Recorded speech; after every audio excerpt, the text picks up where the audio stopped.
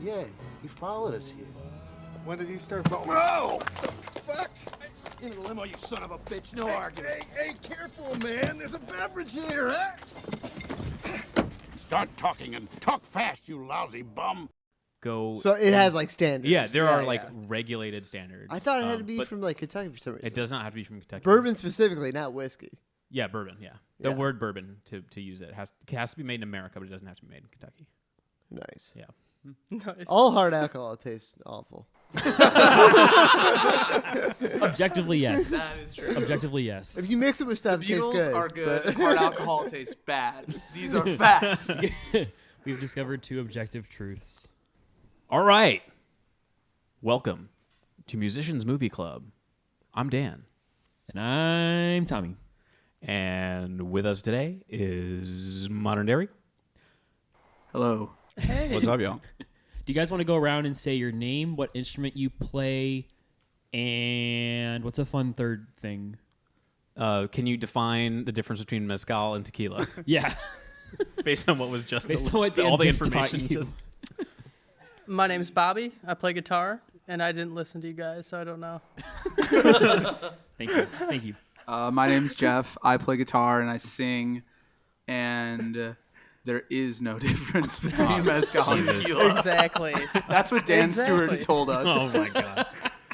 All right, my name's Levi. I play the bass, play little keys, little vocals, and the difference is mezcal is smoky. Good start. Yeah, there we go. I'm Pat. I'm the lead drummer for Modern Dairy.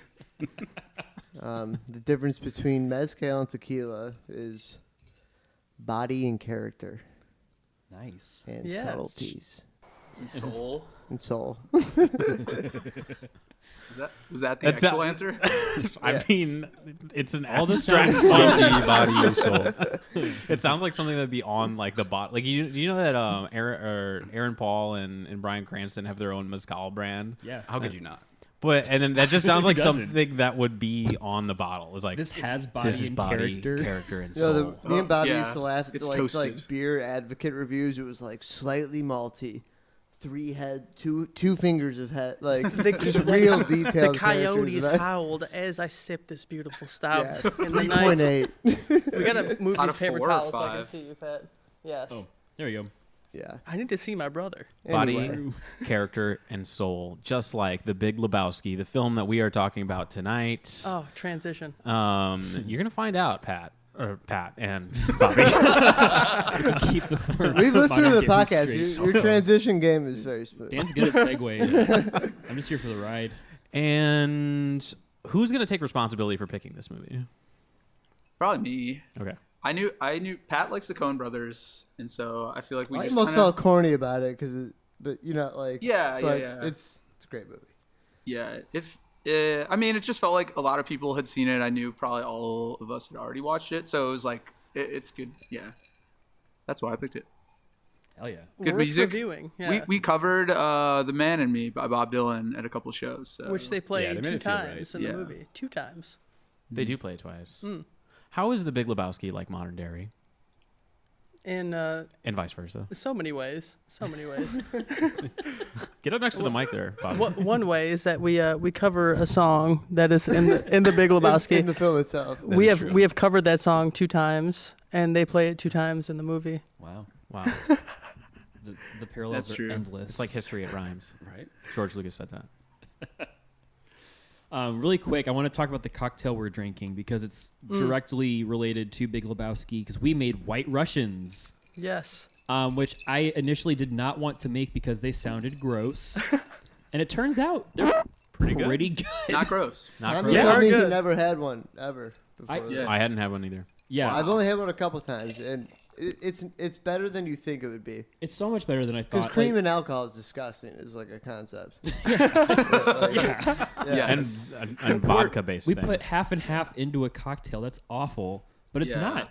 Yeah, even like watching the 3 things that were going in there, I was like, I don't know about that. Yeah. I mean, vodka's vodka, so it's gonna mostly blend with whatever. I don't know. This is solid, and Kahlua. It turns out I like it, and I'd never had it before. So Right. You can't taste like vodka in this at all. no, it's doing its job then. Yeah. Right? Yeah. I think Tommy and I had the same reaction, which was like the most obvious choice for the podcast cocktail is the White Russian. Yes.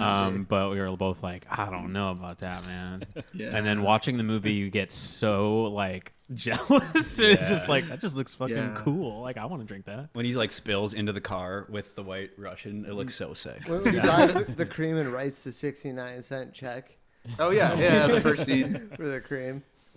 He bumbles out of one limo holding his White Russian into another limo and maintains the drink the whole time. I was gonna say, do you realize how much he maintained of that White Russian? It doesn't make sense because it was almost full, and then when he got slammed into that limo with actual Big Lebowski, it was almost the entire drink. And still in there. Yeah, still in there. I Yeah. think the real Lebowski is one of my favorite characters in that movie. Yeah. Like, yeah. How should I'm we? the How dude, should we? like- The Big Lebowski. Yeah, how I do guess. we The want real to Lebowski. designate The each real of them? Lebowski. You're Lebowski. The dude is Oh not yeah, Lebowski. yeah. Okay. So we have to do That's, random- they yeah. they explain it in the. My bad. No, you're good. I was trying to do that in my notes. I'm like, how do I designate that it's like I said like old Lebowski, rich Lebowski. I don't know. Yeah. El Duderino. I'll do Reno. I'll do. You know Yeah. who I that like Rich means. Lebowski. Rich Lebowski. That's Yeah. Stark.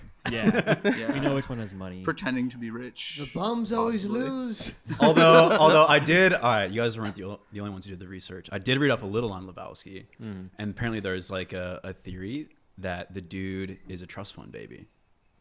Oh, sure. Yeah, which is why he can afford an apartment in LA while having no job and a car, despite how shitty it is.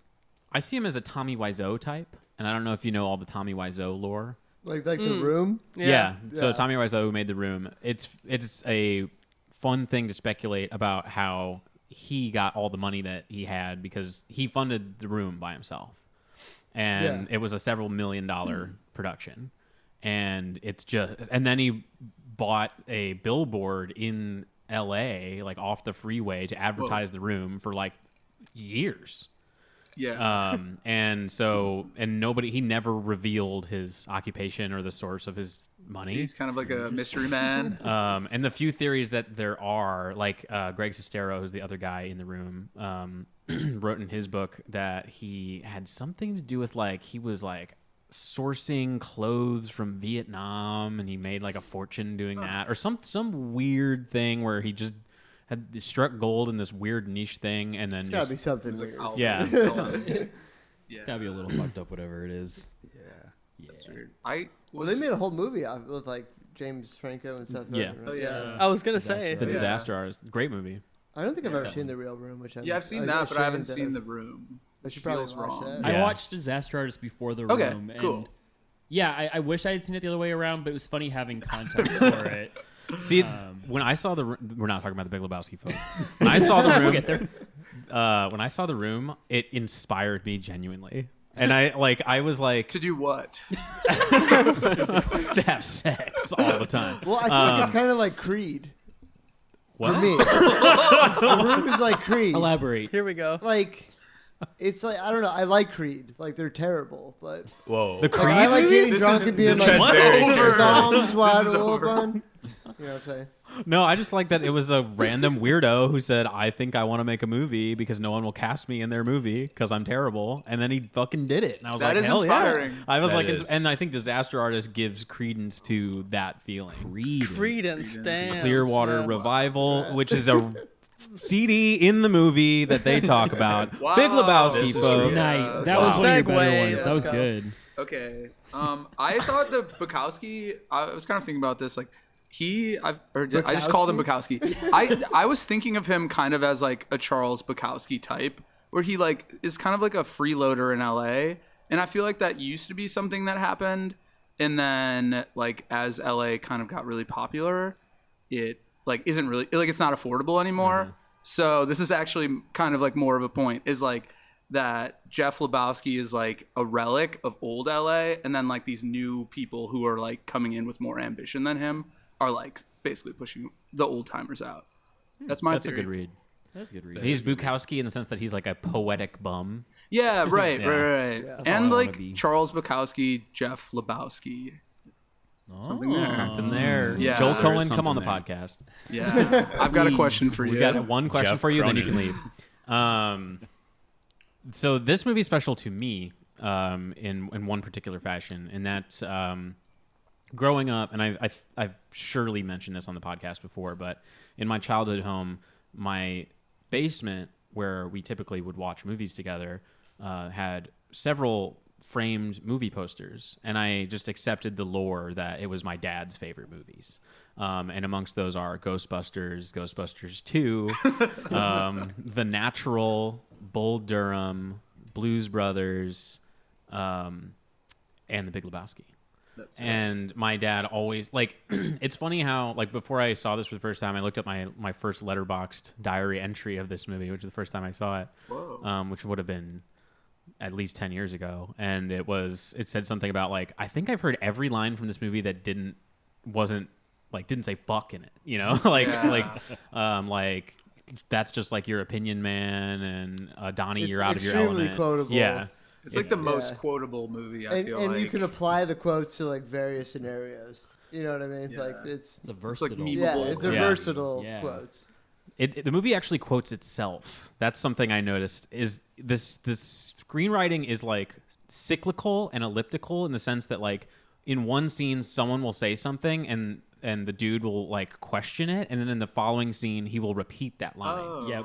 You That's notice kinda that? cool. I can't remember any specific examples, but I remember thinking that at one point and being like, that's funny. There's one word he used. I can't think of what it is now. Well, for example, like in the opening scene where he's buying the half and half, George Bush is on TV saying this aggression will not stand, and then he says that later. That's it. And I think it happens a lot. John Goodman's, like, a lot of things that John Goodman says, he repeats in later scenes as if he came up with it. And I think it's actually That's such awesome. a interesting way to write a character. Yeah. And also, No. like, I feel like there's like I see like big Lebowski scenarios, and like I read the story that, did you guys see this? The curators of the Rock and Roll Hall of Fame, they were in possession of Don Henley's stolen Hotel California lyrics. Wait, what do you mean? The curators of the Rock and Roll Hall of Fame. No. in They were Cleveland- stolen? Like Yes, like a journalist stole them. They had them, and they tried to sell them back to Don Henley and got caught. I was like, "That's very Big Lebowski." Whoa, Yeah. that is You can just imagine like Don Henley like punching them in the face. Was it just like a physical copy of like the lyrics that he wrote, or were there like different lyrics of Hotel It was California? like lyrics. Yeah, it was like lyrics that he wrote that was stolen like 1975, and like they were trying to like sell them. You can Like- look, it's like it's the pretty ones that funny. were in like the song? curators of the Rock and Roll like, Hall like of what he Fame. wrote originally. Yeah, like it's a piece of paper that says "On a Dark Yeah, Desert it's like Highway." yeah. Okay. Just like- Big Lebowski kind of has Hotel California vibes. The song is in there. a little bit. Also, yeah, also yeah. right. He's like, I In fucking Spanish. hate the In Spanish. Eagles, man. Oh, right, And then yeah. they play the Spanish version Yeah, of yeah, Hotel yeah. California. Another one is when, in the very beginning, he's like, you see what happens, Lebowski? And that's like when they initially piss on his rug. And then Yeah. John Goodman, Walter, is like, you see what happens when you fuck? You know. Yeah. You, Fuck you a guys stranger know. in the ass. Exactly. Yeah. Everybody, Well, I think everybody knows. that's yeah. funny you bring Oh, it up wait, because smashing the also car. they're like trying to intimidate. What's the kid's name again? Billy. Oh, Larry. No, Larry. it's Larry. Larry. Yeah. He's like, That's Billy. It's Larry. At the end, he's like, "We're gonna cut your dick off." And like That's that's what another they thing. tell him, like what the Germans are telling him. That's what I noticed last night in the dream he has. Like when he gets knocked out, they have like the nihilist like doing the scissor scissors. things, and I was like, I Oh, never yeah. noticed it's because they were trying to cut his dick I off. like how Flea's one of the nihilists. It's Yeah. so It's good. making me very happy. Yeah, I feel like you guys said that Stanley Kubrick is like gateway into kind of like an elevated level of movies. You know, like it's easy to watch, but there's more stuff. And I feel like Big Lebowski, like the first time I watched that, I was like, what? There was like surrealist elements and like, I don't know. So I feel like this was the first movie for me that I was like, there's like, I don't know, like creative and artistic decisions. It's not just like a completely narrative film. Yeah, it's cool when you watch something for the first time. You're like, oh, somebody like made decisions for these things to happen. You can like feel that. Yeah, like I was Yeah. like, "Why is it, this movie's weird?" And I didn't get what you know. Yeah. yeah. You Until just tell now. something special There- about there's it. still that whole Julianne Moore like subplot that's still I don't understand. I liked her in this viewing of it. I thought she was so funny. I Yeah. love No, she is. The art world is like hilarious, when and she's he like hilarious. draws the pencil over the Oh yeah. Oh, Jackie Treehorns. Yeah, he like takes the message down, and it's like a picture of a dude. Oh, and then the cop sees it. Yeah, it's so Yeah, good. yeah. He's like going through his shit. Yeah, I think the Coen brothers have a really interesting approach where they're very like I think they're some of the most literary filmmakers. Like they write things with so much intention and so such great understanding of like devices of storytelling and of language. And I think, like, for example, that cyclical stuff that we were talking about. But like, this is a very, like, I think for me, it's a movie that is aware of movies. It's a postmodern kind of, like, because it kind of blends like a film noir sensibility. I think Julianne Moore's character is like doing like a transatlantic accent, like she's in an old movie. I think it's like kind of doing this. Like an it's a unsuspecting hero thrust into a Hollywood story, essentially. Yeah. And they do it as a comedy because but like with all of this like know-how and knowledge of how to make a compelling, like, smart movie. And so that is pretty fucking wild. I think this is one of their silliest movies, but still, What's your like, favorite Coen Brothers movie? Probably Inside Llewyn Davis. Yeah. Sick. Yeah, you guys both had the same Yeah, answer. Pat and I were talking about that before you got here. That Inside Llewyn Davis is I haven't mine, seen too. that. I love the like. Neither have I. Yeah. It's getting to be the right time of year to watch it. When it It's a good it fall snows, movie. yeah. Tell us Like late when. fall, Yeah, early dude, winter. just wait till it snows. Like, but and then like Oh Brother Where Art Thou? I think is in the league. Oh, yeah, we were just talking about that too. Yeah. Yeah. I like maybe Fargo might be my favorite. I love Fargo. It's so good. I love Fargo. Also a great wintertime show. Well, Great winter movie. last time I watched Fargo, I was at home. It was a few years ago, and I was at home for Christmas, and my parents went to midnight mass on Christmas night, and I stayed home because I didn't want to go. And I put on Fargo because I was like, why not? It's a fun movie. I like this movie. And then they come home, and it's somebody being put through a like meat grinder, and they're like, "Are you really watching this? Right We're worried about you. I was like, Is that Steve Buscemi they put through that? Yeah. The meat It's grinder? actually one Russian of the dude. nihilists who put somebody through the meat grinder in yeah. Fargo. Yeah. Yeah. Nice. Don't know the actor's name, but yeah. Peter Stormare, is that his name? yep." Yeah. There it is. He's good. Yeah. I know a lot of actors' names. It's one of my great skills. Yeah. What were you I don't have many. Fargo? Just Big Lebowski. I think earlier too on your guys' podcast you call it like a movie or something like that, and it's really like I said that Tarantino really movies the movie. yeah. And this movie reminded me of that, where it was like it's about Hollywood and it's about like the adult film industry, and all. I would imagine like when you live in LA, you just have to deal with a bunch of like Big Lebowski, older rich Lebowski types, and the art world people, and then like I don't know, I'm sure the German thing is some critique on some level, Yeah, Just nihilism in general. Yeah. Existing and being a bad idea.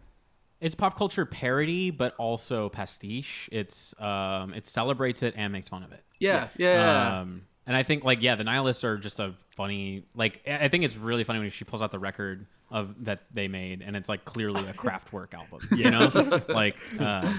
I got two fun nihilism quotes that I wrote down because I think Excellent. nihilism Wait, what's is the funny. name of the nihilist band? It's so good. Oh, Autobahn. Autobahn. German thing. So good. Alto. my two favorite quotes in the movie are Uli doesn't care about anything. He's a nihilist. And then Lebowski replies, "Oh, that must be exhausting."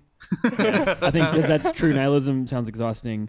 And then when John Goodman says, "These men are nihilists. There's nothing to be afraid of." Yes. Yeah. I laughed out loud about both of those lines. I took a Nietzsche class in college, and I think nihilism is funny. Funny. I think it's funny. Interesting. It's just like not Nietzsche's nihilism. We're not gonna get into that, but like just like popular nihilism as people think of it in terms of like nothing matters, so I can do whatever. I think it's just really funny and lazy. And this movie is very aware of that and pokes fun at it, which I think is cool. Yeah. I mean, nothing does mean anything, but like Yeah. Give have us some the fun. money, Lebowski. For that very reason, like, Yeah. we can enjoy it. We can appreciate it. Yeah, Get sentimental. Like the contrast of like John Goodman's like conviction for shit. Oh yeah, that's a good point. Yeah. Be He afraid of. cares so much about just like Nam and like, Yeah, the only other the other line I wrote down, I like writing down lines I like, and the third one I wrote was, "This is not Nam, this is bowling. There are rules." I fucking love that line. Time. I lost my like. This, Smokey.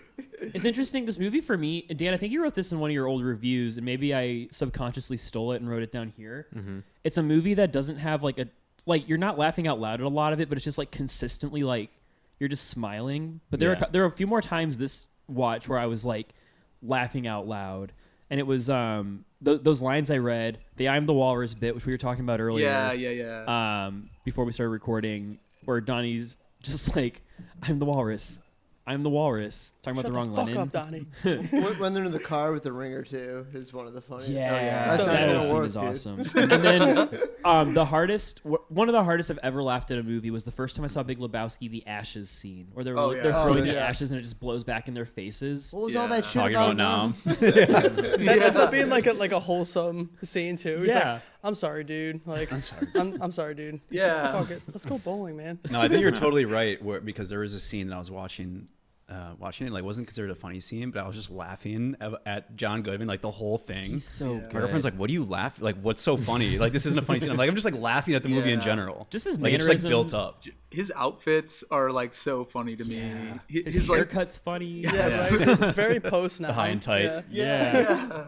it's like tactical-ish. There's like a way where every time he says fuck, he emphasizes it in such a weird, specific way where it's like, he'll be talking like, fuck, and like keep talking. It doesn't matter what the cadence of the rest of the sentence is, but he'll just like scream that in the middle of it, and I think it's so funny. It truly. That's what I was saying fun before too. choice. Is like Walter is like just as much of a main character as the dude is.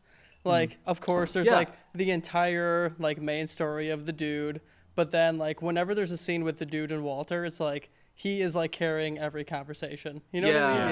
Yeah. Multiple like two conversations at once. Yeah. Or, like True one that, about like- bowling and then one about the dude's situation, and he like sometimes cares more about the bowling conversation than like Right? dude's like That's really so fucked true. situation. He like Yeah. makes it into Nam and like telling Donnie to shut the fuck up. You're not wrong, Walter. You're just an asshole. Yeah. Well, I feel like the dude, he kind of like just like things just are happening around him, and like I feel like Walter is the catalyst for many of those. True that. Yeah. He's not more active in it. Yeah. Well, there's a rule in screenwriting that this like is effectively like the exception that proves the rule, which is that you have to have an active protagonist, that your main character has to be actively doing something and pursuing a goal. And this is a movie where it's a guy who just lets things happen to him, and he like is pushed into action instead of like actually pursuing it himself. Like he is upset about the rug, but he wouldn't do anything about it unless Walter had told him like this aggression will not stand. That's so true. I think that's really funny. It's like an approach to a It's movie that I've relatable, always too. liked. Yeah. Yeah. It's like other thing. Like I mean, like Forrest Gump is another character like that. You know, he's kind of like always kind of like well. The argument is that Forrest Gump is being told what to do. And there's a whole other podcast to get into the politics of Forrest Gump. The dude has more independence. We'll say. Yeah, but he has a lot of almost the most independence. He's so free. and then it made me think of we're digging deep here. Dostoevsky's The Idiot. Oh. Have you read that? It's been a very long time, and I remember close to nothing about it. But yes, That's another movie about like a guy who is just like Is that Russian? yeah. very Russian. It's about a guy who's like he's not mentally all there. He's a Forrest Gump. He is Forrest Gump-esque. He's a progenitor of a Forrest Gump type. He's like all Sort of like that. yeah Simple Jack. yeah. But he's like really happy and like pleasant, and is just trying to like make people feel good, and like despite it being set in like a desolate Russia of medieval times, Yeah. it's like he's just kind of bumbling around trying to do nice stuff, and people keep pushing him into places where he keeps attaining power, and women keep falling in love with him. Oh, yeah. And it's like I've always thought like that's the fucking coolest, funniest thing, Yeah. and I think this is a good example of Yeah. that kind of Sounds like the thing. dude, definitely. Yeah, they were drawing on that for sure. Right? As far as like we were kind of talking about like how funny this movie is, how many quotable lines and things is the bit of trivia that I think maybe a lot of big fans know, but I kind of had to be reminded, is that nothing is improvised in the entire movie. There's not a single improvised line. Every bit of every word said on screen is written down. You'd think that Coen Walter's Brothers. lines would be kind of. I think Right? it just Yeah. feels like they're hanging out. It feels so natural all the time. Yeah, it's like kind of a curb. Yeah.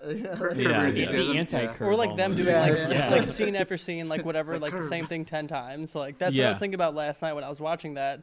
That's insane. Yeah, that's The a yeah. meticulous script Right? to have Yeah. all of that banter. every Yeah. like fuck and every man. Well, and every overlapping conversation when Donnie's saying whatever he's saying underneath Walter and the dude, like Yeah. I want to see what that screenplay looks like to get all that organized. Yeah. Right? Yeah. Yeah. Oh my god! And then it all comes back like the Whataburger like all time. Yeah. Komova comes on, they're eating the Whataburger.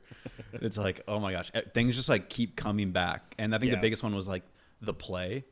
And I was like, wait, when they're sitting in the theater, and I was like, wait, what is this? Oh, yeah. I was like a throwaway line earlier where he's like, he's like, my dance performance. Yeah, dance performance. Like, oh, like I totally forgot about that. And it comes right back. I missed that. I was like, why are they at a play? Okay. Yeah, it's his landlord, right? Yeah, his his landlord's play. His dance show. Yeah. Also, that scene provides the best "shut the fuck up, Donnie." There's one where he goes like, "Shut the fuck up, Donnie," and he keeps going. He's like, "Shut the fuck up, Donnie." Sorry. The Donnie bit is like, I was like paying close attention. I'm like, I don't think Donnie ever actually interacts with anybody. No, he doesn't do anything. Nobody ever responds to him. He just asks like questions, and then like all that's provided is Walter being like, "All right, Donnie, like you're out of your element." There's a great line. After he blows the strike, he's like, "What?" I forgot what he says. It's so funny. He's like, "Mark it up, dude." Oh yeah. he says like, "I'm throwing stones tonight," something like that. Yeah. This is my question for everyone at the table to answer individually. Who do you think has the funniest performance in this movie? I'd say Walter, but I think that's obvious. I said before, I really like the real Lebowski. I think he's hilarious. It's really funny. I don't know the actor's name. I don't remember. Yeah. I mean, pound for pound, the Jesus is like so fucking good.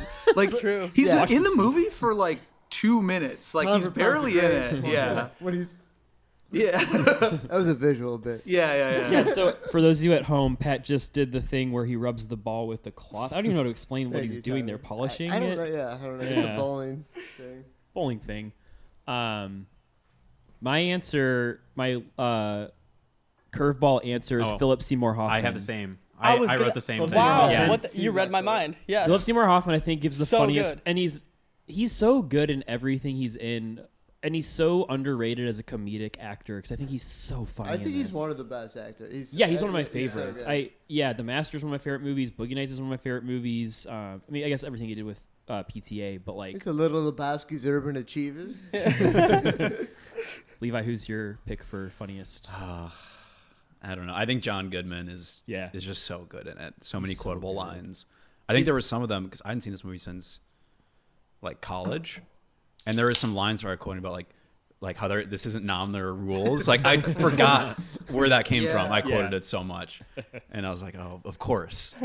So have to give it to him. That is fun watching a movie that's become like just like a solidified part of your vernacular, and you forget where it came from. What was I watching recently? Oh, the Simpsons movie. I quote the Simpsons movie all the time, and I was like, unconsciously. I wasn't even meaning to, and I was like, Jesus, that checks out. That's funny. Big Lebowski's a good one to quote subconsciously. Totally. Yeah. But going back to Philip Seymour Hoffman, Yeah. the scene where he opens the door right after Bunny was lost, the way he opened it, I was like, oh, that's so beautiful. He's like bowed, like in reverence for like the morning of the Big Lebowski. He's like, good men, when Lebowski's like, good men cry too. Crying. Yeah, he's crying. He like respects Lebowski so much. I was laughing out loud at Philip Seymour Hoffman. Like when he's great. when the dude is like exploring the mansion and looking at all the stuff on the walls, and he's like cracking jokes and making fun of him, and then Philip Seymour Hoffman's just like, That's a great Hoffman laugh. like that was killing me. He like presents the achievements in like kind of like an us, like we did this. Yeah. You know what I mean? Not like him. One of the goats. Rest in peace. Rest in peace. David Thewlis shows up in this movie. I don't know. One of my notes says, "Surprise, David Thewlis." I don't know who that is. He plays Professor Lupin in Harry Potter, but also is. And he plays like Julianne The Moore's giggling friend. guy. Yeah. Oh yeah. Yeah. I love that. I love him. I love that he's in this for 2 seconds. It's amazing. What the fuck is up with this guy? Side note, Tommy, have you seen the movie Naked with David Thewlis? No. You should watch it. Why? Who directed that? I don't. I forget his name. It's a British art director. Yeah. But it's one of these movies where there's a guy like walking around rambling philosophy and committing crimes. Sick. I love doing both those things. Tommy might like this. I love crime and I love philosophy. Great performances. Cinematography. Roger Deakins shot this movie. Oh, yeah. One of the I did not know all-time that. greatest cinematographers, but it's really funny to see his credit. And I know that he's shot like basically every Coen Brothers movie. and has been nominated for the Oscar like 16 times, and finally won with what did he finally Blade win? Runner? I think it was before Blade Runner. I mean, I don't know. But I think he's won it like twice. a Bond movie, maybe. He did shoot a Skyfall. I think. Yeah. But I feel like it was after that. I think it, because it was that fucking dude who hangs out with Inarritu who won for like 3 years in a row. Isn't his name also Alejandro? Or did I make that up? Well, I know who you're talking about. Yeah. So anyway, that guy. I love the cinematography in this movie. It's like, I don't know. It's not like over the top. Like I feel like a lot of more recent stuff is like very like long take, that kind of thing. Like and this movie's kind of like a normal looking movie, you know, but it's just like, it's like really accessible, but also just like really pretty. Like the bowling scenes are some of my favorite looking. Like they really make bowling look sexy. Yeah. I like the. I mean, one of my bowling is favorite sexy. soundtracks too. Really good soundtrack. Yeah, definitely. Yeah. There's one shot, I don't remember which bowling scene it is, where it's from the point of view of the finger hole. Yeah. I wrote that down. What did I write? Oh, I think that was Lebowski's first dream when he gets knocked out. Yeah. Is it in the dream? I think it Okay. is. Yeah, he's Yeah. like I can't in the remember if it was in the dream. ball. Yeah. Yeah, and it's like, but like it's like rolling but looking outward from the hole, and it's like the most dizzying thing in the world. And I was like pretty high, and I was watching this, just like, why, Yeah. why do that to me right now? It's extremely like understated cinematography. I think compared to like a lot of Deakins' other work. And I'm checking it out now. Blade Runner was what he finally won the Oscar for, and then he won it again for 1917. Right. Okay. But and then Emmanuel Lubezki is the guy who did Inarritu's movies. Deakins Never mind. Go ahead. has a particular like highly dramatic style. Like if you think about that Blade Runner movie in 1917 and Skyfall, like those movies, like so dramatic, high contrast, shadows, like and even in his other Coen Brothers movies, like really obscured faces and stuff. Like and this movie is so kind of evenly lit for the most part. It's very it's not flashy. It's not like he's really focused on depth or like It looks like vintage and everything's like beige and yeah. brown. It is a really beige movie. Yeah. But I think he does do some pretty miraculous work. Well, I think it being understated is already impressive, but it's pretty like the dream sequences are fucking crazy. Like, right? Yeah. Like the effects, I was like watching. Like, there's the scene where the dude like floats through the legs of all the women standing over the bowling, and I was like, how exactly do they do that? And I could only imagine like him like rolling on his belly, like, and they have the camera sideways or something and following it. But the way he goes from his back to his belly. Like how? Two times. Dan, is that like a green screen or is that like? I don't know for sure, but that is like my first instinct. Yeah. Like, I mean, he could be on some kind of harness. He could be on like I've seen. Let's get in the weeds with this. Yeah. Like I've seen like effects shots where they have somebody on like a green platform. Like imagine like the inside of a microwave, like a spinning platform that's also green, and then somebody be standing on that, and he may be doing that, but then the camera is sideways. So that allows him to like turn around. But I don't know for sure. Like, I mean, for 1998, it's still like, and for the kind of movie this is, it's like a stoner comedy. True. Yeah. So with my favorite shot of the movie, and it tripped me out so much, is the first shot of his dream sequence when it has like that wall where he's tiny, and I was like, that's sick. because at first I was like, oh, it's just like zoomed in and it's gonna show like it didn't seem like tiny, and then like tiny him creeps out, and I was like, whoa, like that was kind of a mind fuck, forced perspective kind of thing. Yeah. and Saddam Hussein is giving out the bowling shoes. Yeah, I forgot about that. yeah. I didn't realize that. Yeah. I didn't realize how much like Gulf War was in this movie, and they don't like really say that much about it. Like it's just a part of like the time, I guess. Yeah. Well, Walter says something about it, doesn't he? Yeah. Well, I think that's where the Bush quote comes in at the very beginning when he says this aggression will not stand against Kuwait. But then I struggle to remember other parts where it's relevant. Yeah, just kind of there. I feel like he says some things about, he compares it to Vietnam, but we don't need to get into that. I think Walter goes on some, Walter's like a super politically incorrect character, but then also has that one moment. This is actually one of the more quoted things that I remember from my household growing up is that's not the preferred nomenclature. The preferred nomenclature. Yeah, all of a sudden Did he say that to Oriental? Yeah. No, he I says think it Chinaman. says Chinaman. He says Oh, Chinaman. yeah. And then later, the actual Lebowski, Rich Lebowski, says Chinaman, and I was like waiting for him to correct him, but he doesn't, because that's the exact kind of thing that the movie does. Yeah, the Yeah. dude should have. That's interesting. Then to like The draw double those quotes are parallels. insane. Yeah. They're so good.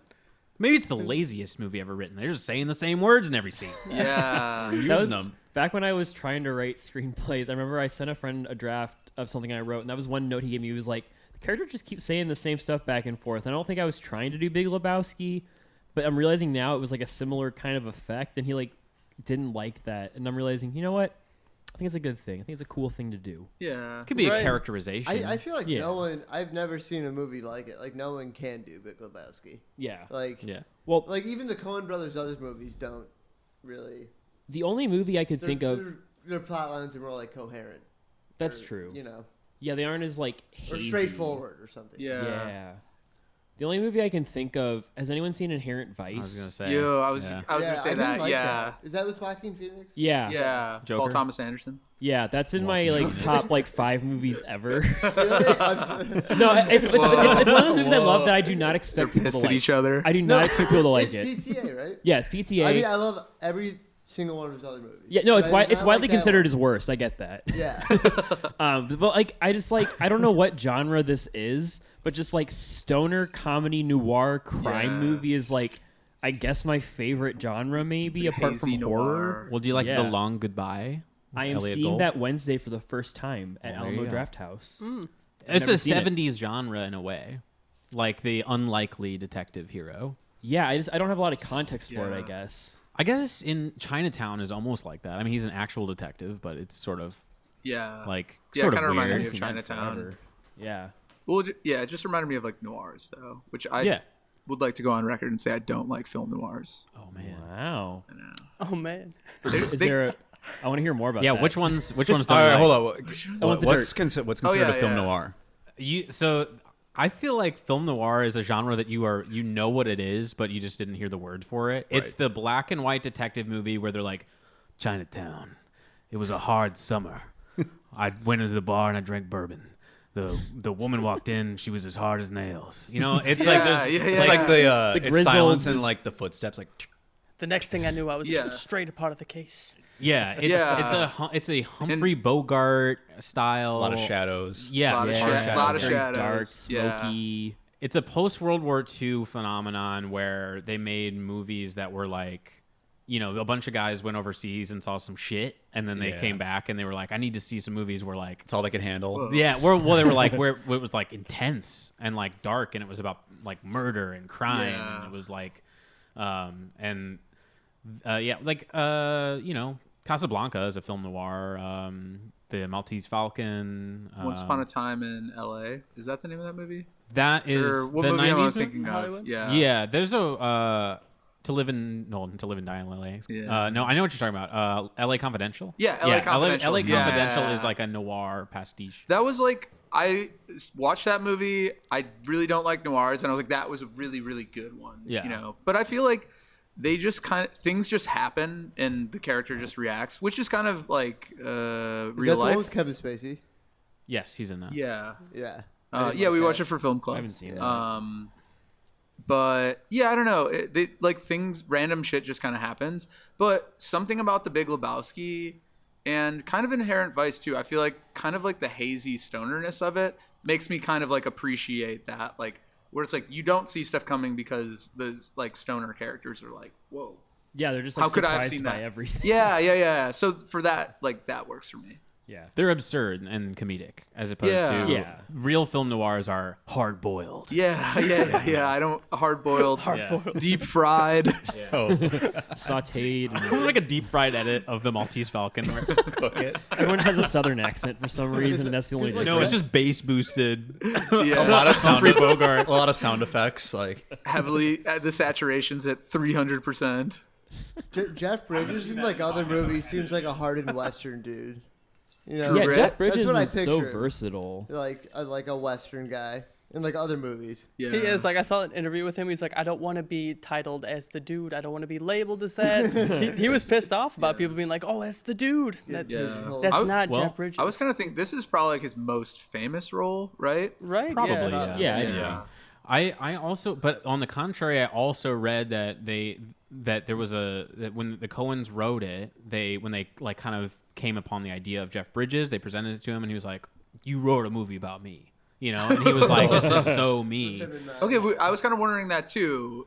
So they say that they didn't write it for him. Yeah. Because he's, such a good cast. Yeah, of course. And I think what I read was he read it and was like, this just reminds me of like, you know, a younger me, you know, being stoned and roaming around. And the thing is like, and we talked about it on the Tron episode, he is in Tron Legacy at least. He is in Tron. He- I haven't Oh, seen wait. it. But He's I in Tron, but in Tron Legacy, he is just the dude. Like he is playing he the character reprises- again. Oh, He no basically shit. reprises the role because he's like there's a fucking line in Tron Legacy where he goes, "Biodigital jazz, man," and I'm like, that's the fucking dude.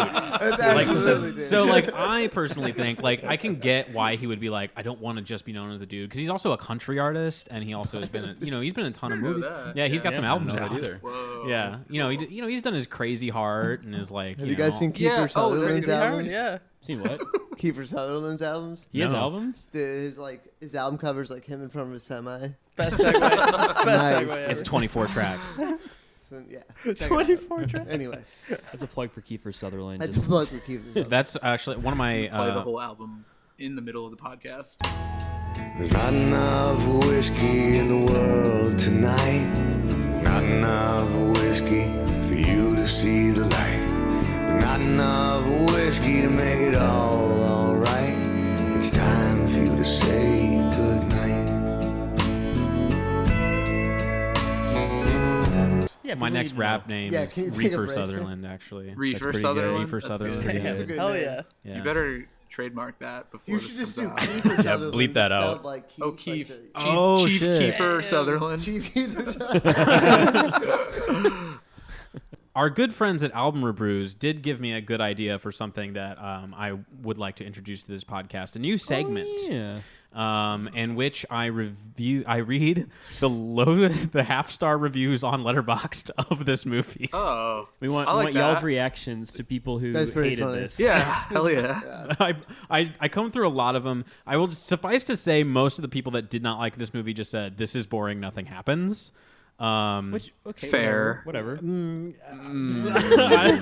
There's got to be some funny half star. Oh yeah, I picked the funny one. Here they go. All right. Big Lebowski. This is not me. This is somebody on Letterboxd. Oh, wait. Are these critic reviews or No, just these are just random These people are on the just- internet. okay. Yeah. Users. users? Users. Tron. Filthy casuals. User 1 said, Middest film of all time. Just a bunch of old bums bowling for 2 painstaking hours. Don't watch this film. Go do something more productive instead, like watching paint dry. This film is the embodiment of an aborted Voldemort. It is slimy and dead, and only the lowest of the low can enjoy this brain mush. Anybody have any feelings on that? Yeah, I love that. I love that. It was like that was like that guy. Aborted That guy's probably Voldemort. like They were just like they thought up aborted Voldemort and they were like, where can I use It this? sounds like a It's like- Tyler the Creator lyric. I'm a walking, Yeah. talking That guy was aborted like, I don't Voldemort. understand- he's like, I That's a don't hot understand line. it. I hate it. Yeah. Where did he had to have watched Harry Potter like Yeah. the day prior. They're like my only dig is a Harry Potter reference. They don't even bowl. Like they barely They don't bowl bowl in the that movie. much, They just yeah. hang out Yeah, in they the really alley. don't. Next one. This was so ass. LOL caps. I'm only giving half star because it's funny to picture someone watching this movie and thinking, yeah, John Goodman will be the guy to play Sully, parentheses, Monsters, Inc. This might be my Blade Runner of 2023. Wait, Whoa. Where? I don't Yeah, like you that. I sound don't like like you that were watching implication. I can't tell if he loves it or hates it. No, that's gave it no, a it's a half half star. star. Did they like? Is it a recent watch? Like they watched that in 2023? Is that what that means? I'm I'm guessing. That's got to be like a 9-year-old. Yeah, right. Comparing it to Blade Runner In a as negative a Oh wait, sense. no, It's like, they what? tried Blade Runner. I don't think This has nine- got to be the yeah. Blade Runner of 9-year-olds probably 2023. remember Blade Runner. I'd be They wouldn't like, get wow, it if you they did, compared though. that to Blade Runner. A great Must have movie. liked it, yeah. Another like film noir, actually. I like that. I like reading that with the idea that that person has like 1 billion followers and there's a really famous review of Blade Runner that they gave and everybody gets the reference. Yeah. All right, next one says mid ratio Another mid. loser movie, unfunny, lame, quote unquote the dude, comma I hate. Also, doesn't mid mean like average? All these guys are like mid, half a star. Mid, I hate it. Mid. I like that one. I like that review. That's a funny like a way direct, to yeah. Yeah. That's a good review. There's like yeah. one guy on Letterboxd who just that all of his reviews are formatted that way where it's word period. Very This is an homage cohesive. to And very that, good stuff. I'm possibly. gonna share one. I can't look. I'm not gonna look it up right now, but I'm gonna share one with you of waiting for the light to change that guy wrote. Oh, hell That's yeah. so funny. There's one that just says I don't understand American humor. That's so good. They were German. That's fair, I guess. Yeah, They were Possibly, hurt by I the don't know. nihilism. They're like, oh, that's. I was my- gonna that's my say thing. definitely a nihilist. Yeah. Yeah. I think that's actually maybe a fair one. They're all nihilists. I don't understand American humor. I don't understand. That is fair for a German. Yeah. Well, the Germans famously have no humor. Oh yeah. They're pretty serious. Sorry to our German listeners. I know you think this podcast is really funny. Thanks for listening. We love you. This one's just an excerpt because the rest was just more like boring, whatever. This one just says, "It's just Pineapple Express with Jeff Bridges." You know, Pineapple Express did come up as we Sam. were talking about this when you guys were talking about like the lazy stoner who just gets put into situations. Yeah. That did come up. But I like Pineapple Express, so Yeah. I feel like they remade this movie with burn after reading, kind of. You know what I mean? Yeah, like, sure. there's Yeah. A lot of everyone just fucking up and like. Yeah. Well, I feel like that's kind of like a Coen Brothers thing. These like Yeah, incompetent criminals. Yeah. Exactly, Yeah. yeah. I feel like Pineapple Express owes a lot to Big Lebowski. Yeah, that is 100%. Good point. Okay, this one might be my favorite one. It says, "Now, before you get mad, I thought the movie was really good. An easy 4-star for me. But they But- killed off Donnie, so it gets a half star. Justice for Donnie." Fair. Honestly, fair. Like That leads us into a good I mean, discussion. that leads us into a very good discussion. who wants to Yeah. watch Donnie die? No. I was so sad, and honestly, having him like just have a heart attack instead of getting killed is like even sadder for some reason. Yeah. Like he's just that timid a man. I felt so bad. And Walt's emotion, dude. Yeah. Well, It's and like there's the no bullet movies. wounds, dude. Yeah. Like the movie's basically over, and then Donnie just dies, and they have a few like that, like the whole everything else that happened already, and like the nihilists pull back up with the sword, which that had me and crying. the boombox. You know who Where's else? the money, Lebowski? You know who else does this? Is Wes Anderson pulls the character dies inexplicably at the end, and we're all sad all of a sudden. thing. Yeah. I remember when I was profoundly affected when I first saw The Life Aquatic with Steve Zissou. Yeah. And that movie has the same kind of thing where you're like, Well, Oh, no, yeah. because they don't find the shark till after he dies. Spoiler That's alert. true, that's Sorry. true. I don't think I've seen that one. I just spoiled the ending. alright. Don't That listen movie's to it. No, we didn't Never say who mind. died. Okay, I didn't say Yeah. who died. Yeah, you're right. There's You're a right. death. Yeah, There's a there shark. is a death. There's a shark. There's There's a guy who dies. and there is a shark. It becomes way poignant at the after the fact, but Yeah. it's like When it happens, when it it's happens, very you're like, random. whoa, what the fuck? It Yeah. happens in Grand Budapest Hotel as well, where somebody dies and then you're like, oh fuck, and like Yeah. Yeah. it happens so kind of quietly. Did you see Yeah. Asteroid City? Yes. Do you like it? I liked it in general. It did kinda not. liked it. It didn't like.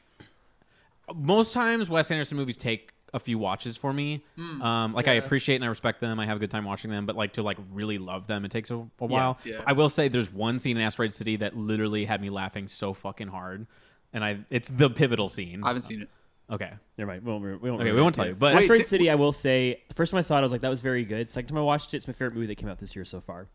High Oh, praise. damn. that's what I'm saying. Wait, Yeah. didn't you see Noel Gallagher after you saw that movie? Dan, tell No, the no, story. Should I tell the story?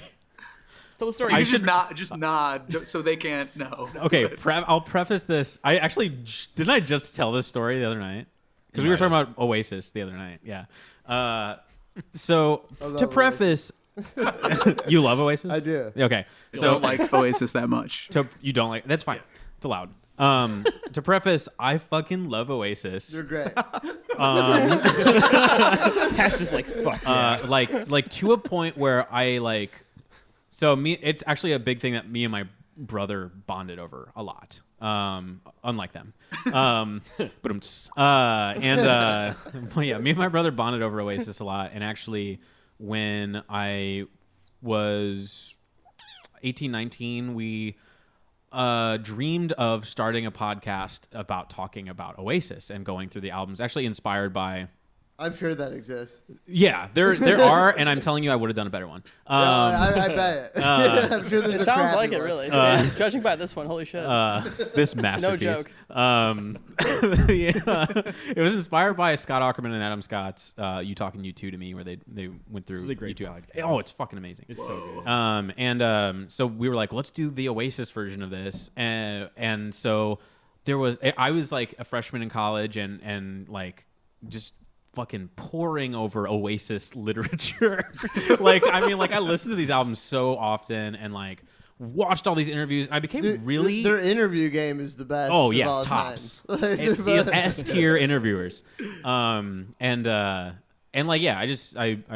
love their shit, and I'm like was super into it. And it's been, my brother ended up having a child, and his responsibilities took him away from this creative project, but Shame. yeah, they're a huge part of a certain part of my life, and I went to go see Asteroid City, and in the most surreal moment of my life maybe ever, I was standing outside the theater, and I was with somebody. They went. Were you in Chicago? At the Music Box. Okay.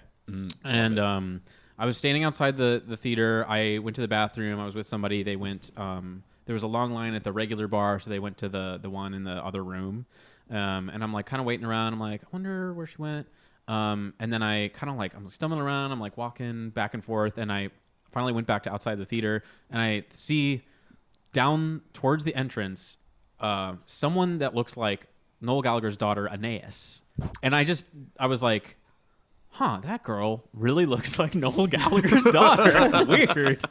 And then shortly followed behind her was Noel Gallagher. That's insane. I was like, it was like seeing a fucking ghost. I was like a person I never thought would be in the same space as me in any way. A movie theater, that's like so weird. Oh yeah, especially in Chicago, and seeing a Wes Anderson movie on a random weekday. You know? Yeah. Oh yeah, man! I thought it was fucking shit. Yeah. Characters were all fucking boring.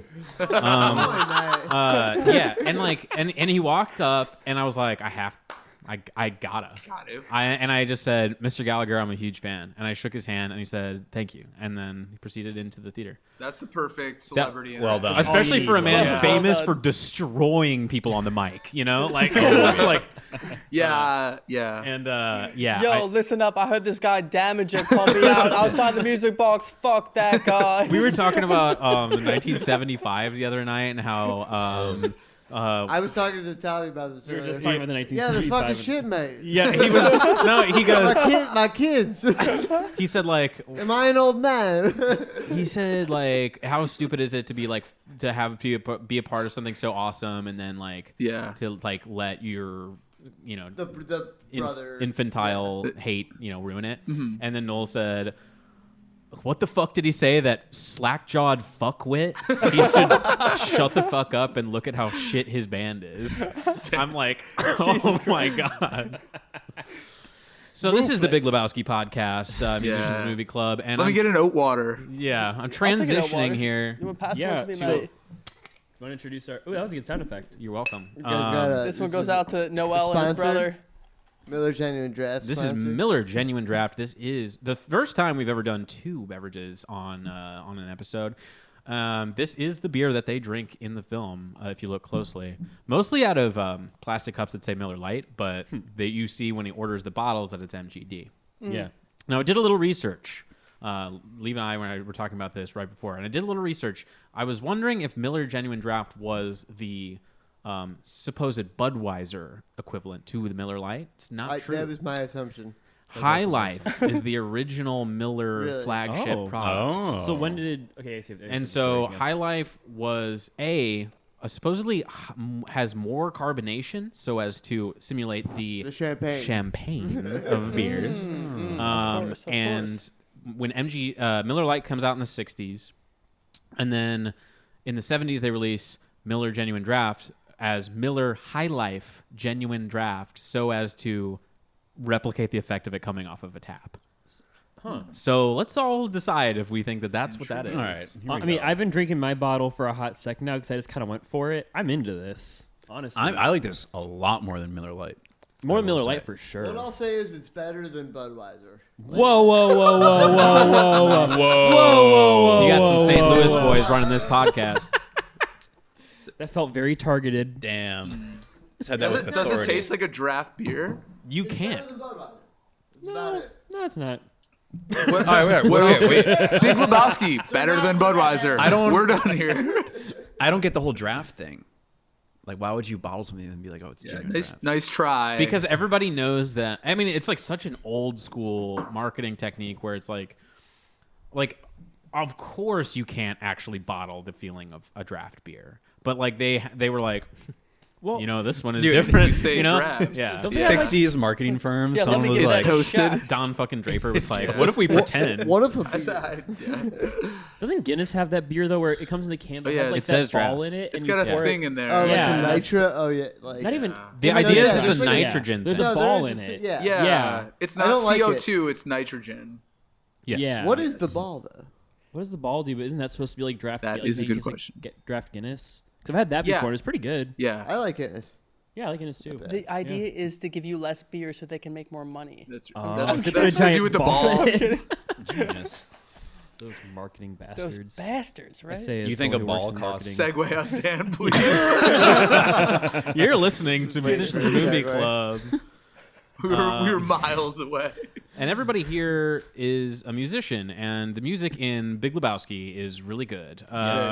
Let's talk about The Man in Me by Bob Dylan. Great song. You guys covered it? We did. We didn't Edgy do man. a great job. You did a great Edit job. that out. Yes, we did. We did a great job. I have a fun It's fact an about a AI song in voice. this movie. We did a great job. Yeah. I think that's like a uncharacteristic Bob Dylan song. It's a great, I think that movie made the song big. Yeah. Like it was a pretty. Is that from one of his obscure- Jesus albums? It's or from no? New Morning from 1980. It's a 7. Oh, New I- Morning? I Or thought no, it was Maybe I'm 70s. stupid. I It might is be, from I New don't know. Morning, but I'm trying to remember the Yeah. year. it's That kind of Maybe sounds that's- vaguely Christian to me. Yeah. Does. Sure. New Morning, great song, great album. Yeah. It is 1970. Sorry. Oh, nice. New Morning's a great album. From what I remember, is a critically panned record. For the Wait, most what part. year was it? 70. 70. Also has Day of the Locusts. Great title. Love. I remember Locust. reading Winterlude. like someone said that song is like the happiest Bob Dylan song they've ever heard. Which Man in Me. Yeah. Sure. Which I think is kind of like, I don't know. It's an interesting way to set Kind up of the film. melancholy. I guess he's got. I don't know. He's like singing la la la la's. Yeah. Bob Dylan's a word man. Yeah. Sure.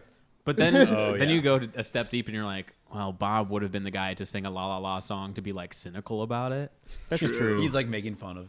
Yeah. That could be the whole album too. Well, Because the New sing-alongs. Morning is like way more melancholy. On a new morning, it's like it's almost cheesy, happy. Yeah. And Day of the Locust is the same thing, where it's like this like cynical song about people singing his songs back to him. Very I looked relatable. up the story. I don't know if it's worth reading. All right, if it's not, I'll cut it out. Day of the Locusts is a cynical piece of work that Dylan's June 1970 experience at Princeton University inspired. David Crosby was present and later commented, Sarah was trying to get Bob to go to Princeton, where he was being presented with an honorary doctorate. Bob did not want to go. I said, come on, Bob, it's an honor. Sarah and I both worked on him for a long time. Finally, he agreed. I had a car outside, a big limousine. That was the first thing he didn't like. We smoked another joint on the way, and I noticed Dylan getting really quite paranoid about it. When we arrived at Princeton, they took us to a little room, and Bob was asked to wear a cap and gown. He refused outright.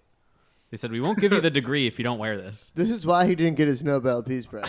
Yeah, he had a bad. Or whatever prize. I'm sorry. I wouldn't want to see Bob Dylan wearing like a cap and gown. That would affect the image of him I have. Yeah, kind of, yeah. Well, finally they convinced him to wear the cap and gown. I don't think I like him anymore. Yeah. The song's lyrics refer to brood X of the 17-year periodical cicada, often misidentified as locusts, which blanketed Princeton at the time of his visit. Sure was glad to get out of there alive. And the locust sang such a sweet melody. And the locust sang with a high whining trill. Yeah, the locust Really sang. quick, everyone do your best Dylan impression. all right, round table. At the same time, go. I'm covered in Welcome to the jungle. We got fun and games. Lucas always sang to me as I dreamed in my sleep. And I'm so every happy time y'all I went entertained that. into my own dreams, and the locust came to me. All right, Bobby there you wins. just got to peek inside a typical modern dairy practice. Yeah. Like, I'm not even kidding you.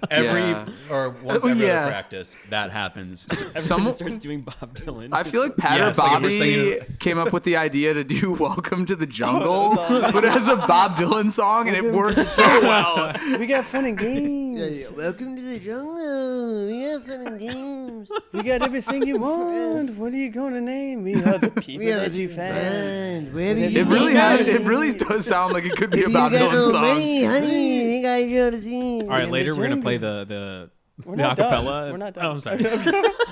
No, we're doing it. Finish. Do a little We're panning so left and finished. right of these two.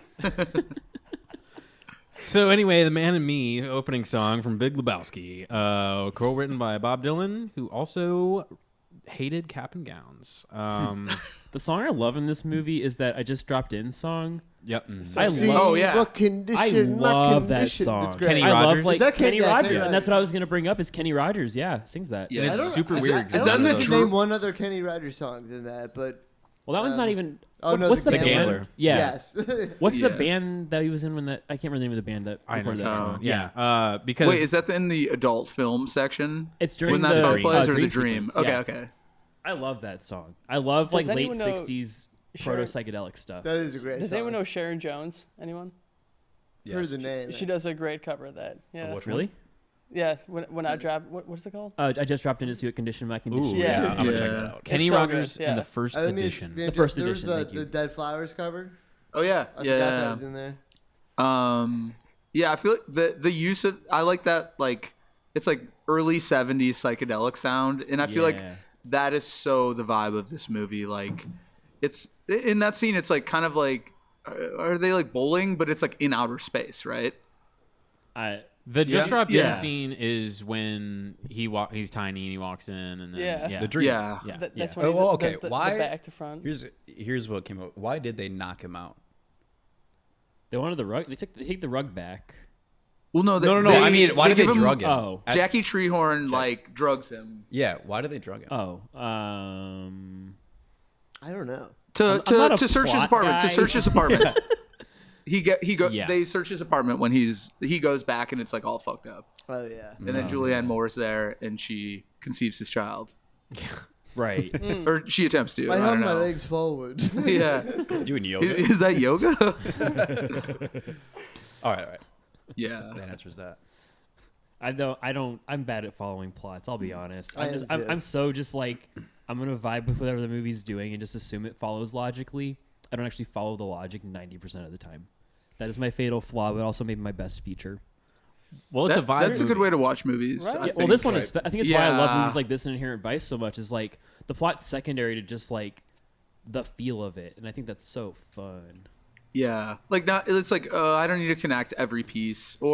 And a lot of old movies, I feel like things will happen that don't make sense, and then they get explained later. Whereas like now they kind of are like setting It's always things explained up. as you're going. Like, Yeah, everything has to yeah. make sense, and it's like, does it? Yeah. So I love Inherent Vice. None of it makes sense. Yeah. It's like It- songs too. I am Just the like walrus. just follow along. I'm the walrus. I'm the walrus. I'm the Walrus. Great example. It's vibes.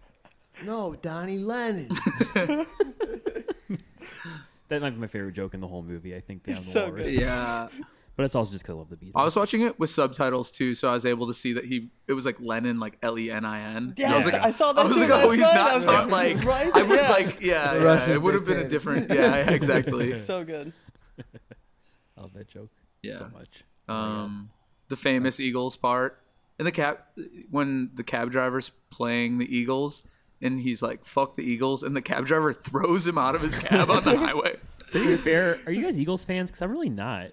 I don't like the Eagles at all. Yeah. I appreciate Eagles songs as I grow older. There's some solid ones. There's some solid ones for sure, but like by and large, I'm like not an Eagles guy. I not it. in general. Like I don't get listen to the Eagles. I don't like the Eagles. I but could see how someone could. How about the solo on Hotel California? Come Oh, on. That's what I'm saying. Hotel California. It is that Pretty good. fucking great. The solo on Hotel California. I mean, Yeah. Take it easy. The two Pretty good solos. song. yeah. Oh yeah. Yeah, exactly. They're Well, pretty wait. great. Isn't there like trivia about this movie where like they were only allowed to use the Rolling Stones song in the end or the cover because they said "fuck the Eagles"? Like Keith Richards was like, "Oh, that's funny." it's Or, not something like, I have no idea. Oh okay. no, it was something there about was something about the that. owner. I found it. Initially, Alan Klein wanted $150K for the use of "Dead Flowers" by the Rolling Stones, but he so adored the scene where the dude talks about hating the fucking Eagles, he waived the licensing fee. Oh my god. Amazing. That's so Damn. They didn't use the. That doesn't sound like real Alan version, Klein. though, No, it's a I don't know cover. if I clocked Yeah. that. Yeah. Yeah, which I guess they would still get the money for. Yeah. Probably. They're doing fine either way. yeah, The Rolling Stones don't need the money. yeah.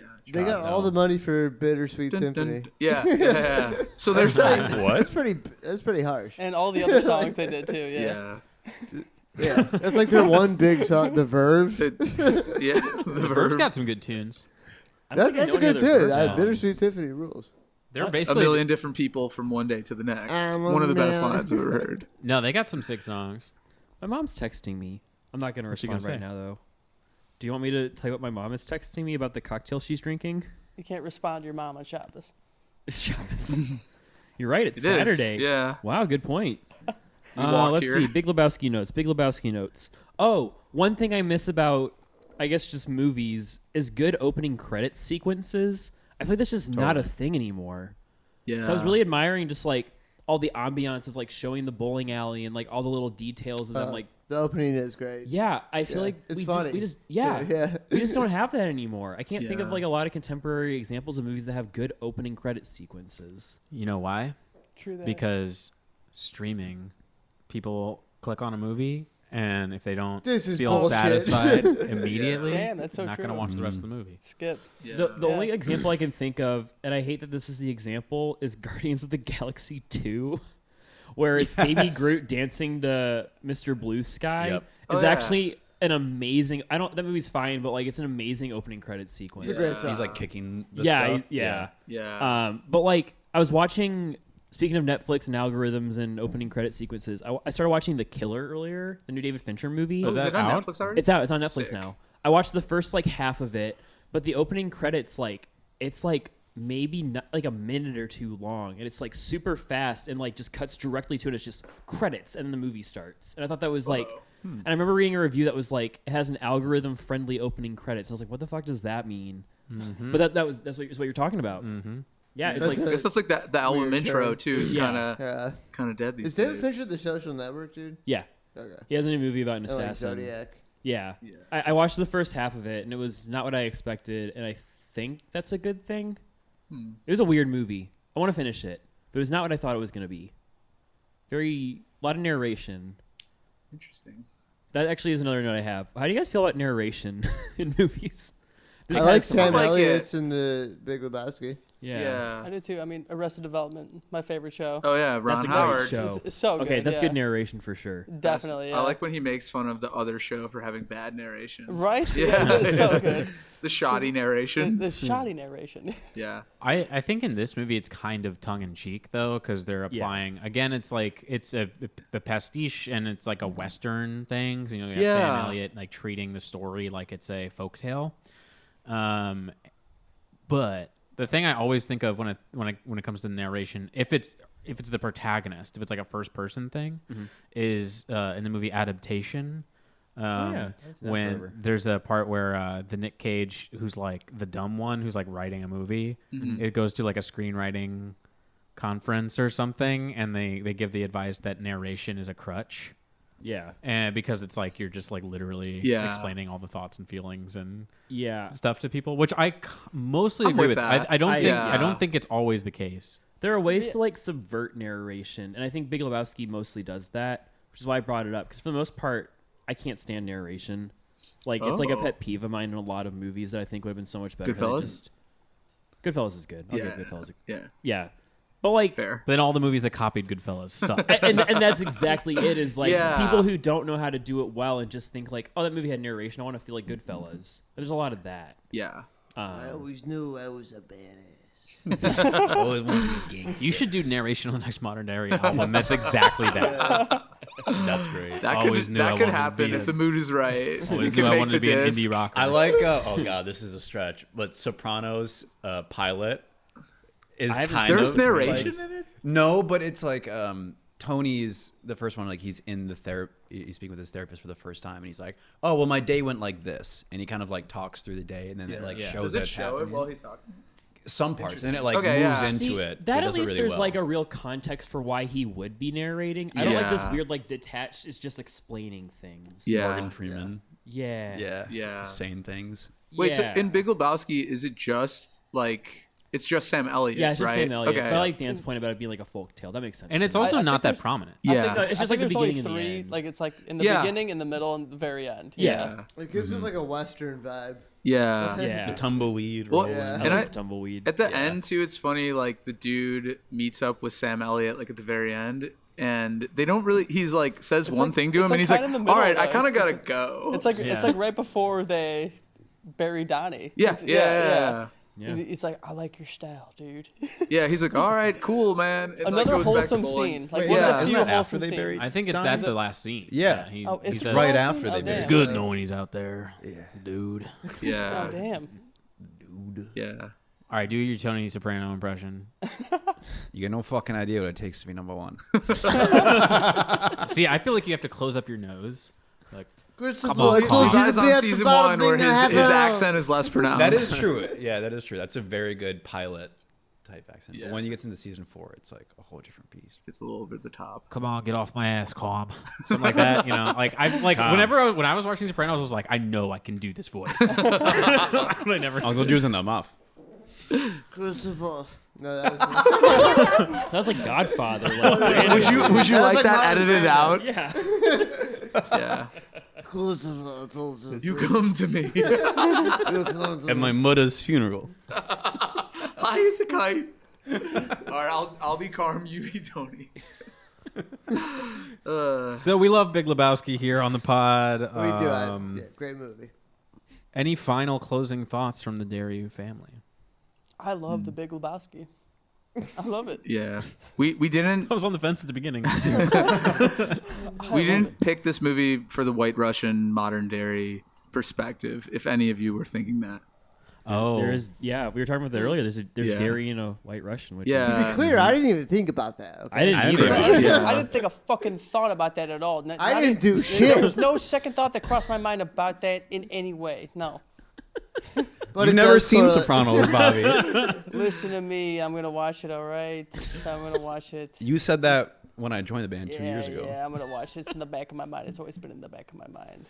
That's how I feel about The Sopranos. I'm like, I'll watch it, and then it's been like years since I've a told good people I'd wintertime watched The show. Sopranos. Yeah. I'm not a TV guy, Oh. you know. I watch like the same 3 shows. Simpsons. The Sopranos is Simpsons, so mostly cinematic, Simpsons. though. It is. Yeah. It is TV I always format, watch but it's very Simpsons. cinematic. Yeah. Yeah, I don't know. I just like It's a lot of stuff to watch. yeah, it's a It's lot like of stuff. 60 to- hours or something like Yeah, that. I don't want to invest in that. Like I know it's Yeah. good, and I Come trust on, it's you good. go. Come on. Like when you put it like that, I'll do it. Now you're doing Christopher on heroin. Do the even with computers monologue I on did, the pod. didn't. Also, the final scene of The Sopranos is one of the greatest TV moments of all time. Totally agree. Just the I do Perfect, like it. perfect ending. I know that they just cut it out. Yeah, but you don't know how. I disagree with the haters of it. Yeah, same. It's good. It's good I stuff. like I like it. See, I wasn't everybody- like, oh, Don't this is stop a terrible believing. one. Great Yeah. track By Blinker. by Blinker. That is one of my Right? favorite Blinker songs. Oh my god, It's so I sick. love that song. Amazing. Journey Amazing song, opening whatever. line. What's the opening line? I can't remember. I don't know lyrics to any songs. It's Oh no, I'm thinking of Who Let the Dogs Out. Born and raised. Sorry, Blinker. The other Blinkers. Context for people who've never heard any Blinker Yeah. music before. I'm thinking of the opening line of Who Let the Dogs Out. My bad. So Blinker has a thing Who where they'll Left the name Dogs songs Out? the same names as other songs, and it's amazing. Who Let the Dogs Out is also one of my favorite Blinker songs. Yeah. I mixed up the two. I think there's this Who Who Left. Who left? Yeah, it's Who left. Past tense. Oh, Who Left the Dogs Out? Yeah. Fake Blinker fans. We're all fake Yeah. Blinker fans. It's on me. But we're not fake Big Lebowski fans. Correct. Hell yeah, fucking right. Damn straight. I don't know. I mean, the dude's performance, we haven't really. We talked about Jeff Bridges like not wanting to be the dude, but Yeah. he is, and he's really good in this movie. I think he does a good job of like the looseness of him. Like he's always like stumbling around or like getting thrown around. It's a very physical role in a way that Yeah. just, Yeah. like, Yeah. I don't think he gets enough credit for just like embodying the physicality of it, I guess. Yeah. And Right. I like, I like the way he kind of like talks to himself too. Like he makes jokes that you would miss on the first viewing because he's just like saying like, obviously you're not a bowler. It's like, or obviously you're not a golfer. Like he's just like he's like in his own world. Yeah, he's just like cracking himself up. Yeah. Which is, I think is awesome. That's what I want for myself. That's why I crack myself up. And it's what we said about Wayne's World. It is a smart, dumb movie. Yeah. Yeah. And that is a delightful thing. It's the best thing.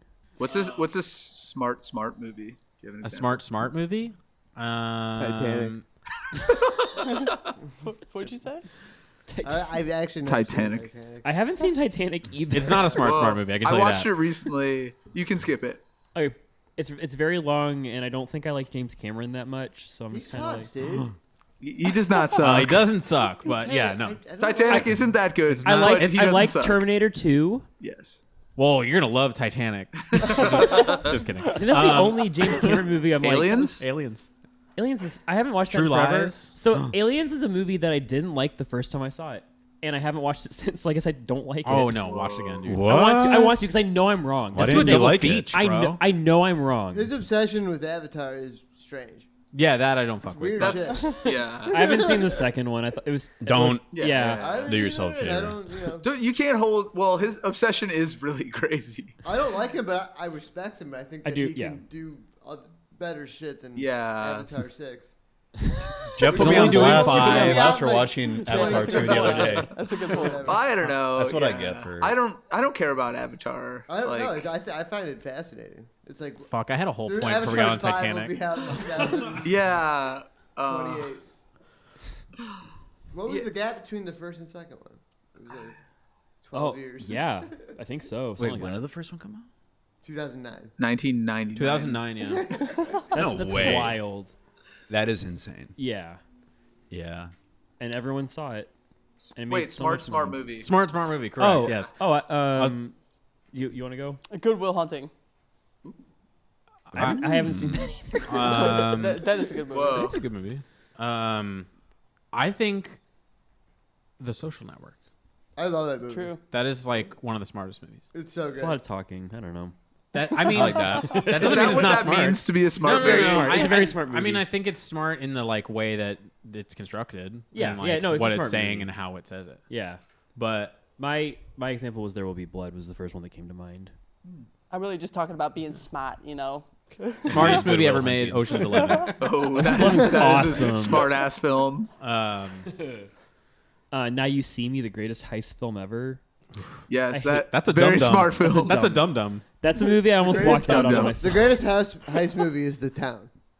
True. I haven't seen it. Yeah, You haven't yeah. seen We're Heat? talking I about like so The many Town. things I haven't seen tonight. All Have you you care seen about is Coke Heat? and Xbox. Heat? Are you kidding me? Heat Well, is the I've never greatest seen heist Heat, movie. actually. Heat is Oh, the greatest Heat's heist awesome. movie. I haven't seen Heat either. It's so good. We're about to pull it up right All now. right. Think about Is the that right? heist Netflix?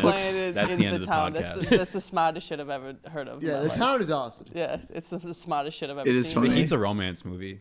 It's so He's really fucking Al Pacino. gay. I love Heat.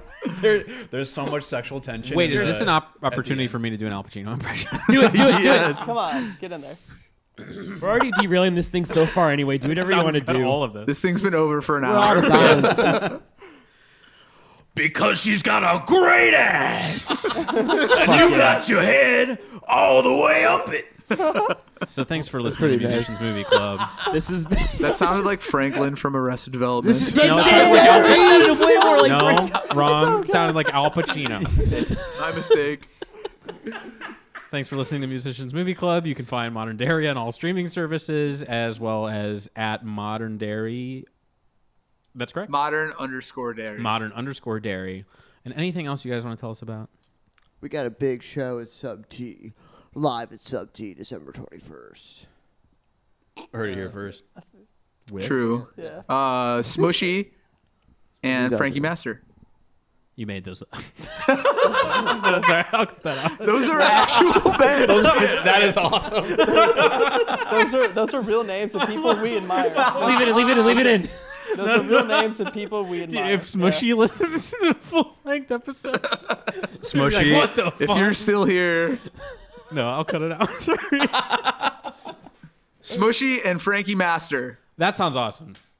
Thank you. It That will is a be show I would see. December 21st. I would is a also see that I show. would see. It is a show I will be playing. A Christmas gift for all the Modern Dairy fans, as well as all the Musicians Movie Club fans. Thank you, Dan. And Hanukkah Tommy. present. And Hanukkah present, and whatever you choose to celebrate in the holiday season. Go ahead, Tommy. This has been Musicians Movie Club. I'm Tommy. I'm Dan. I'm Bobby. We are Modern Dairy. Bye. I'm Robert Bye. Sullivan. And then give it up for the podcast in itself. Give it up for this podcast that we just recorded. Give it up Very for us. sweet. All right. Take it. Good job, everyone. Thank you.